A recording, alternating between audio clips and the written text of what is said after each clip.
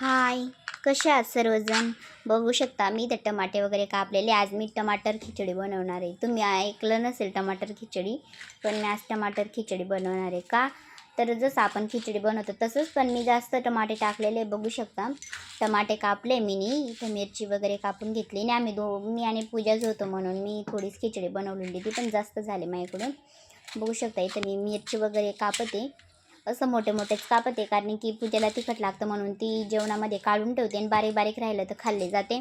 म्हणून मी मोठ्या मोठ्या मिरच्या कापलेल्या आहेत. बघू शकता तुम्ही, मी 3 मिरच्या इथं कापलेल्या आहे. मस्त चव पण येते हिरव्या मिरचीनी. बघू शकतात मी इथं मोठ्या मोठ्या मिरच्या कापल्या. त्यानंतर मग एक मिरची माझ्याकडून व्यवस्थित झाली नाही म्हणून मी तसंच राहू दिलं. मग नंतर इथं कढाई वगैरे ठेवली. मी आज कढाईत खिचडी बनवणार होती.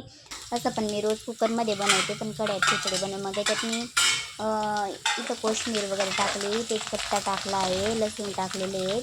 पण ते माझ्याकडून तो व्हिडिओ स्किप झालेला आहे. तर बघू शकता तुम्ही इथं मी टाकलेले आहे. इथं कढीपत्ता मी तुम्हाला सांगून देते काय काय टाकलं, ते व्हिडिओ माझ्याकडून स्किप झालं म्हणून. कढीपत्ता टाकलेला आहे. इथं मी तेजपत्ता टाकलं, शेंगदाणं टाकलं, लसूण टाकलं, थोडीशी कोथिंबीर टाकली.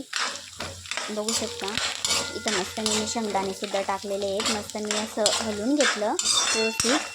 तुम्ही बघू शकता लसूण तुम्हाला दिसतच असेल, तेजपत्ता पण दिसत असेल आणि कोथिंबीर पण टाकली होती मस्तपैकी हिरवी हिरवी. बघू शकता तुम्ही एकदम ताजी कोथिंबीर होती. मग काही इथे मी राय वगैरे टाकली. मला राय थोडी जास्तच आवडते. मग जिरा वगैरे टाकला. मला जिरासुद्धा म्हणजे जास्तच प्रमाणात आवडतो भाजीत खिचडीत कशात पण. इथं मग मी टमाटे वगैरे टाकायचं माझं चालू होतं. मग इथं मी पहिले चटणी टाकली, थोडीशी हळद टाकली, गरम मसाला टाकला, मी सर्व मिक्स करून टाकलं. बघू शकता मी. मग त्यानंतर मी टमाटे टाकले.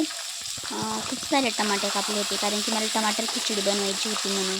मग इथं टमाटर वगैरे टाकले सर्व मस्तपैकी. तुम्ही बघू शकता किती भारी दिसत आहे आणि खायलासुद्धा खूप टेस्ट लागतो. नंतर मी हलवून घेतलं व्यवस्थित.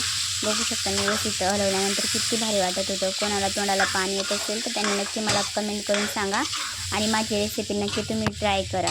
बघू शकतात किती भारी कलर दिसतोय.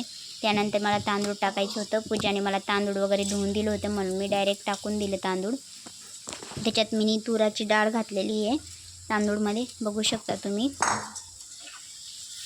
किती भारी वाटत आहे. मग मी व्यवस्थित त्यांना हलवून घेतलं. व्यवस्थित चारी कोपऱ्याने हलवलं मी व्यवस्थित तांदूळला.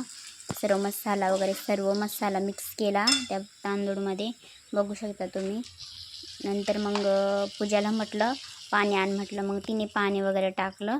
बघू शकता ती पाणी वगैरे टाकते.